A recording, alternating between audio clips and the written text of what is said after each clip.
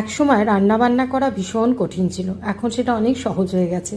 সকালে জলখাবার চিড়ে কলা আর টক দই, তারপরেই শুরু হয়ে যায় আমার কাজকর্ম। যেটা বলছিলাম, আগে তো অত রান্নাবান্না করতে পারতাম না। যখন পড়াশোনা করতাম তখন তো আর এইসব ব্যাপারে অত নাক গলাতাম না, করতে হতো না আর কি, প্রয়োজন পড়তো না। বিয়ের পরপর খুবই অসুবিধা হতো এই সমস্ত রান্না করতে বসে। তখন তো আর এত সোশ্যাল মিডিয়া ছিল না, না ছিল ইউটিউব, না ছিল ফেসবুক।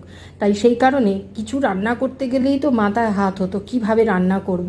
পড়াশোনার চাপে তো রান্না অত ভালোভাবে শেখাও হয়ে ওঠেনি। আর মাকে ফোন করে করে কত জানা যায়। আর এখন সোশ্যাল মিডিয়ার দরুন শুক্তো থেকে বিরিয়ানি যা বলুন না কেন সব কিছু রান্না করাটা অনেক সহজ হয়ে গেছে। সোশ্যাল মিডিয়া কিন্তু এর একটা প্লাস পয়েন্ট আছে।